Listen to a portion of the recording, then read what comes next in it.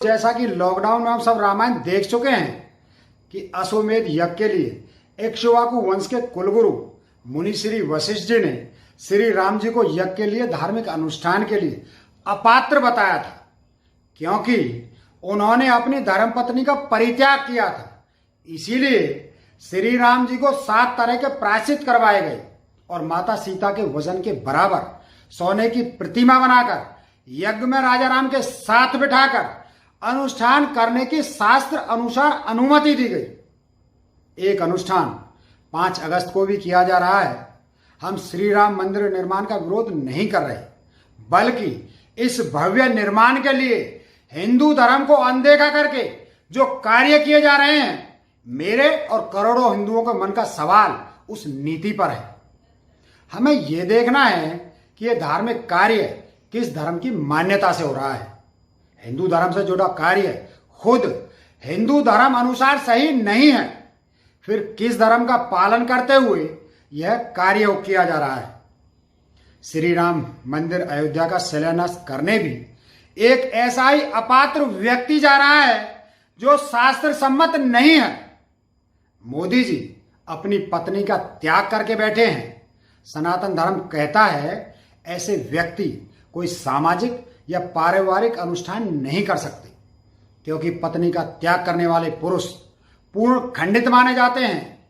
ऐसे व्यक्ति कोई अनुष्ठान नहीं बल्कि सिर्फ और सिर्फ प्रायश्चित कर सकते हैं। फिर भी मोदी जी इस कार्य को करने जा रहे हैं, फिर इतना बड़ा कार्य, वो भी अशुभ संयोग में, जब यह भादों का महीना भी हिंदू धर्म के अनुसार यह देवताओं के शयन का समय है। इस समय में कोई शुभ कार्य नहीं होते। ऊपर से 4 अगस्त को शाम 8:45 से पंचक लग रही है। पंचक तो और भी अशुभ समय होता है, फिर कृष्ण पक्ष की तिथि भी है। तो इतने अधर्मी कार्य इतनी जल्दबाजी में क्यों किए जा रहे हैं? इस जल्दबाजी के पीछे क्यों ना ये मान लिया जाए कि श्री राम मंदिर का यह शुभ कार्य बिना शास्त्रों की अनुमति के हो रहा है, या ये क्यों ना मान लिया जाए कि 2024 चुनाव की टाइमिंग सेट की जा रही है, या ये क्यों ना मान लिया जाए कि कोरोना से मर रहे लोगों की मौत की जिम्मेदारी से मुद्दा भटकाने के लिए तारीख तय की गई है, या ये क्यों ना मान लिया जाए कि देश में कई सारे पात्र व्यक्ति होते हुए भी हिंदू धर्म का अपमान करते हुए सिर्फ मोदी जी का महिमा मंडन किया जा रहा है। भाइयों, हिंदू धर्म के 4 मुख्य स्तंभ हैं हमारे 4 पीठ के शंकराचार्य, जिनमें स्वतंत्रता सेनानी रहे पूजनीय गुरुदेव स्वामी स्वरूपानंद सरस्वती जी, ज्योतिरा मठ पीठ, बद्रीनाथ एवं द्वारका पीठ के शंकराचार्य हैं। फिर परम वंदनीय स्वामी श्री भारती तीर्थ जी सिंगेरी पीठ के शंकराचार्य हैं, और पूजनीय स्वामी श्री निश्चलानंद जी पुरी पीठ के शंकराचार्य हैं। अगर आपने शास्त्र अनुसार अनुमति ली है तो बताएं मोदी जी, क्या इन शंकराचार्यों ने 5 अगस्त को यह कार्य करने की अनुमति दी है? नहीं दी भाइयों। इन 4 शंकराचार्यों में से किसी ने भी इस कार्य की अनुमति नहीं दी है।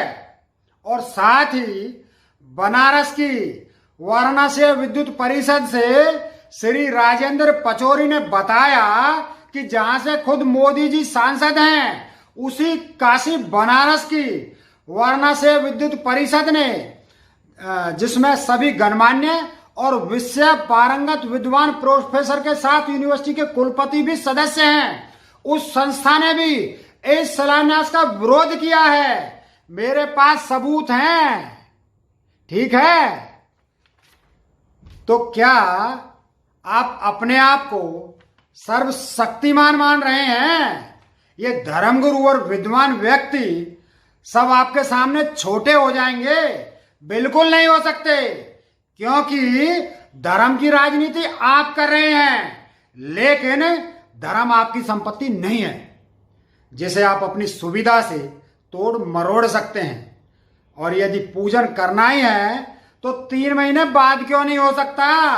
किस बात का डर है सरकार को कि आज नहीं कर पाए तो अमेरिकी चुनाव में ट्रंप हारने के बाद नहीं कर पाओगे? किस बात का डर है भाई? आपके पास बहुमत है, आप कभी भी कर सकते हो, तो शुभ कार्य शुभ मुहूर्त में क्यों नहीं करते? अशुभ मुहूर्त में हिंदू मान्यता के विरोध में ये काम क्यों किए जा रहे हैं? देवों की अवहेलना करने का जिम्मेदार कौन होगा?